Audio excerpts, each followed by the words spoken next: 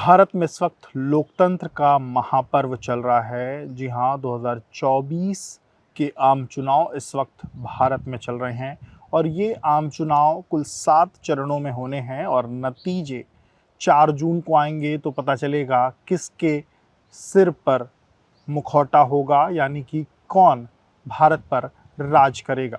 नमस्कार, मेरा नाम है विवेक राय और आप देख रहे हैं एबीपी लाइव। देश में 7 चरणों में चुनाव हैं। उत्तर प्रदेश में भी 7 चरणों में चुनाव हो रहे हैं और उत्तर प्रदेश में जो 7 चरणों में चुनाव हैं उसमें पहले चरण में कुल 8 लोकसभा सीटें हैं जिन पर चुनाव होना है। ये 8 लोकसभा जो सीटें हैं ये पश्चिमी उत्तर प्रदेश की सीटें, जिसमें सहारनपुर, कैराना, मुरादाबाद, पीलीभीत, रामपुर, नगीना, सरीखी जो सीटें हैं, मुजफ्फरनगर और बिजनौर, ये वो 8 सीटें हैं जिसमें उत्तर प्रदेश में इस बार आम चुनाव पहले चरण के जो मतदान है वो इन 8 सीटों पर होने हैं। और अगर 2019 के चुनाव की बात करें तो इन 8 सीटों में 3 सीटें ऐसी थी जो 2019 में भारतीय जनता पार्टी ने जीती थी। इसके अलावा 3 सीटें बहुजन समाज पार्टी के पास 2019 में थी और 2 सीटें समाजवादी पार्टी के खाते में 2019 में गई थी। हालांकि उस दौरान सपा और बसपा का गठबंधन भी था, तो उस दौरान आप ये समझ सकते हैं कि सपा और बसपा के गठबंधन के बाद भारतीय जनता पार्टी को 3 सीटें मात्र मिली थी। हालांकि इस बार सपा बसपा का गठबंधन नहीं है, पर इस बार समाजवादी पार्टी और कांग्रेस पार्टी ने अलायंस किया है। वहीं उस दौरान आरएलडी भी एसपी बीएसपी अलायंस के साथ में थी, पर इस बार आरएलडी, जिसका पश्चिमी उत्तर प्रदेश में खासा इम्पैक्ट है, वो इस बार भारतीय जनता पार्टी के साथ में है।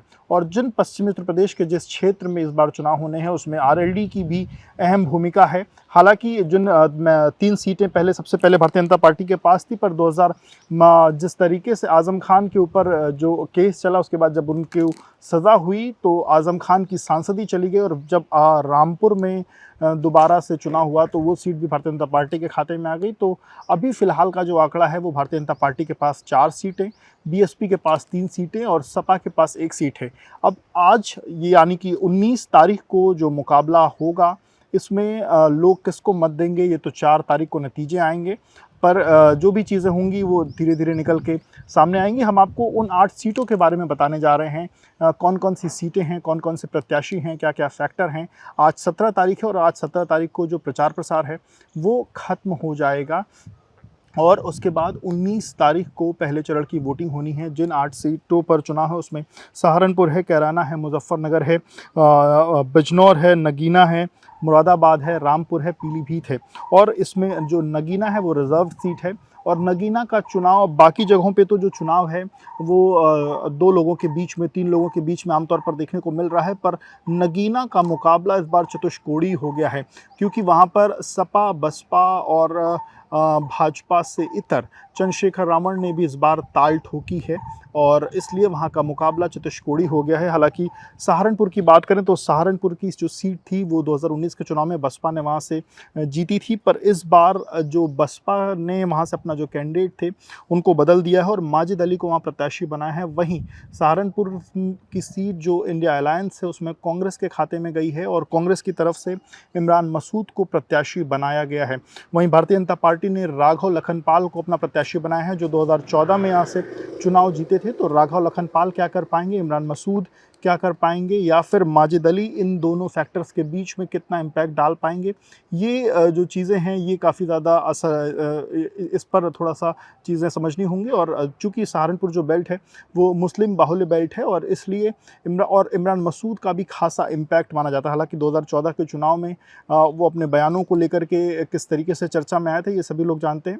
और उसके बाद लेकिन इमरान मसूद अपने वहाँ के कद्दावर नेता के तौर पर भी जाने जाते हैं, पर 2014, 2019 या पिछले दिनों जो नगर निकाय के जो चुनाव हुए उसमें उनका इम्पैक्ट खास देखने को नहीं मिला। पर इस बार क्या वो सपा के साथ गठबंधन में आने के बाद क्या कर पाएंगे, ये चीज़ें देखने वाली होंगी। और वहीं बसपा के जो कैंडिडेट हैं माजिद अली, वो कितना सपा या कांग्रेस का जो अलायंस है उसको कितना नुकसान पहुँचा पाते हैं ये भी देखना होगा।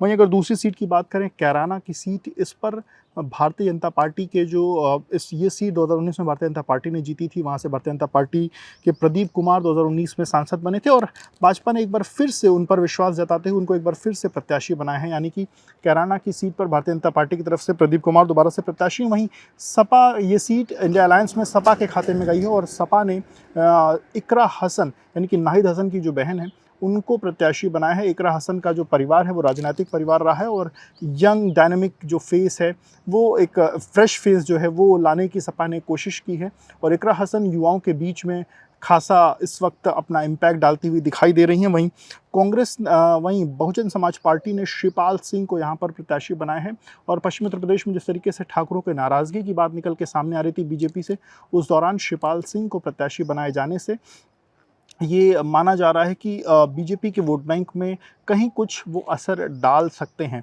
वहीं ये जो सीट है, इस सीट पर मुस्लिम बाहुल्य सीट है, तकरीबन 5.5-6 लाख के करीब में मुस्लिम हैं और जाट और गुर्जर मिला करके, तो ये सीट इकरा हसन का भी अपना एक जो इम्पैक्ट है मुस्लिम बाहुल्य क्षेत्रों में, वो भी माना जा रहा है कि इकरा हसन यहाँ मजबूती से लड़ रही हैं। हालांकि चुनाव कौन जीतेगा, लोग किसको वोट देंगे, 2019 तारीख को लोग वोट देंगे और 4 जून को नतीजे आएंगे तो पता चलेगा कैराना किसकी झोली में गया है। वहीं अगर मुजफ्फरनगर की बात करें तो यहाँ से बीजेपी ने संजीव बालियान को प्रत्याशी बनाया है, जो कि उनके सिटिंग सांसद भी हैं।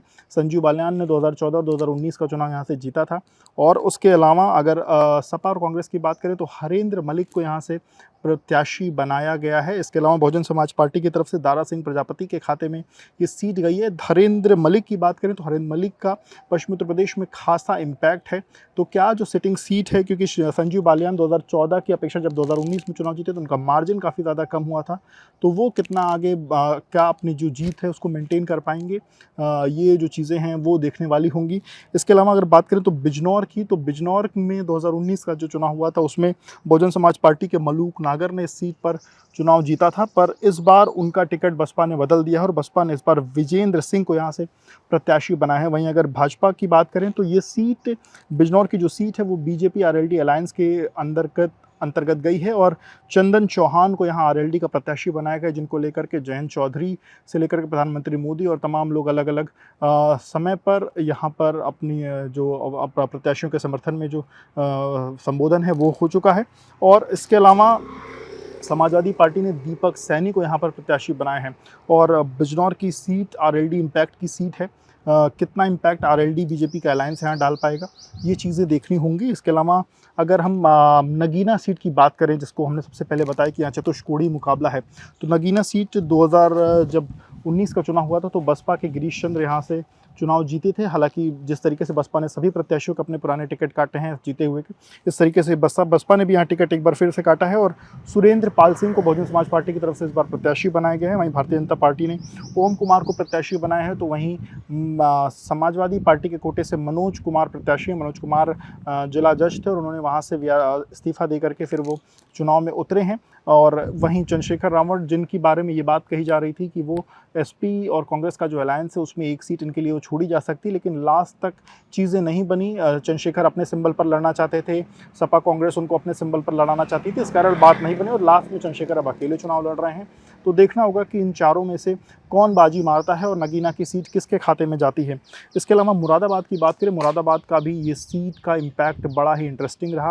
इस सीट का पिछला जो तकरीबन पिछले आधे एक महीने में जो चीज़ें देखने को मिली वो बड़ा इंटरेस्टिंग चीज़ें रही, क्योंकि यहाँ से समाजवादी पार्टी ने पहले एसटी हसन को टिकट दिया। एसटी हसन ही 2019 का चुनाव जीत करके आए थे, पर आज़म खान की नाराज़गी के बाद आज़म खान की करीबी रुचि वीरा को लास्ट मोमेंट पर टिकट दे दिया गया और फिलहाल एसटी हसन की नाराज़गी वहाँ पर बताई जा रही है। तो क्या जो 2019 में सीट समाजवादी पार्टी के खाते में थी, क्या वो सीट रुचि वीरा वापस से वो सीट समाजवादी पार्टी खाते में रह पाएगी, रुचि वीरा को इम्पैक्ट डाल पाएंगे, क्योंकि रुचि वीरा पूर्व में विधायक रही हैं, तो क्या उनका इम्पैक्ट रहेगा, ये चीज़ें देखने वाली होगी। वहाँ से भारतीय जनता पार्टी ने सर्वेश सिंह को अपना प्रत्याशी बनाया है। वहीं पे बहुजन समाज पार्टी की बात करें तो उन्होंने मोहम्मद इरफान सैफ़ी को अपना प्रत्याशी बनाया है। इसके अलावा रामपुर का चुनाव अपने आप में इस बार दिलचस्प होने वाला है। आज़म खान, जिसका 3 दशकों से अपने रामपुर क्षेत्र में प्रभाव था, वो इस बार जेल में है और 2019 का चुनाव उन्होंने खुद जीता था, पर जिस तरीके से पिछले दिनों जब उनको सज़ा का ऐलान हुआ उसके बाद उनकी सांसदी चली गई। फिर जो उपचुनाव हुए उसमें भारतीय जनता पार्टी के घनश्याम लोधी ने यहाँ से चुनाव लड़ा और जीता भी। पर क्या इस बार घनश्याम लोधी, क्योंकि भारतीय जनता पार्टी ने फिर से एक बार उन पर भरोसा जताया, घनश्याम लोधी को वहाँ से प्रत्याशी बनाए हैं, तो क्या घनश्याम लोधी एक बार फिर से चुनाव जीत पाएंगे? ये देखना होगा। जहाँ रामपुर में आज़म खान की नाराज़गी भी सपा में देखने को आई है। आज़म खान जिसको टिकट चाहते थे, उसको लेकर के नाराज़गी थी और समाजवादी पार्टी ने वहाँ से मौलाना मोहिबुल्लाह नदवी को प्रत्याशी बनाया है। यहाँ इस सीट पर 2-3 अलग-अलग प्रत्याशियों को, नामों को लेकर के आज़म खान की वरीयता थी, पर लास्ट में मौलाना मोहिबुल्लाह नदवी को यहाँ से प्रत्याशी बनाए गए। वहीं बहुजन समाज पार्टी की तरफ से जीशान खान यहाँ प्रत्याशी हैं। रामपुर भी मुस्लिम बाहुल्य बेल्ट है, मुस्लिम अच्छे खासे हैं वहाँ पर, तो ये सपा और बसपा के बीच जो मुस्लिम कैंडिडेट्स हैं वो कितना मुसलमानों के बीच में उनका वोट ले पाएंगे, ये देखना होगा। और हम आखिरी सीट की बात करें, पीलीभीत। पीलीभीत की वो सीट जिस पर वरुण गांधी पिछले कुछ समय से सांसद थे, उनकी माँ उसके पहले सांसद रही हैं, तो वरुण गांधी के खाते में ये सीट थी, पर इस बार भारतीय जनता पार्टी ने उनसे ये सीट ले करके, और उत्तर प्रदेश में इस वक्त मौजूदा कैबिनेट मंत्री जितिन प्रसाद को ये सीट यहाँ पर दी है, उनको यहाँ प्रत्याशी बनाया गया है। प्रधानमंत्री नरेंद्र मोदी खुद पीलीभीत में जाकर के एक रैली कर चुके हैं। वहीं अगर अलायंस की बात करें तो अलायंस ने यहाँ समाजवादी पार्टी की तरफ से भगवत सरन गंगवार को प्रत्याशी बनाया गया है, जो कि वहाँ मजबूत माने जाते हैं। वहीं बहुजन समाज पार्टी ने अनीस अहमद खान को प्रत्याशी बनाया है। पर इन सब के बीच में क्या चीज़ें होंगी, क्या इम्पैक्ट डालेगा, क्या जितिन प्रसाद वो सीट जीत पाएंगे जो बसपा के कोटे की थी, जो भाजपा के कोटे की थी, या क्या इम्पैक्ट होगा, ये आने वाला समय बताएगा। 2019 तारीख को मतदान होना है। आज चुनाव प्रचार खत्म हो जाएगा। आज प्रियंका गांधी सहारनपुर में रैली करने वाली हैं।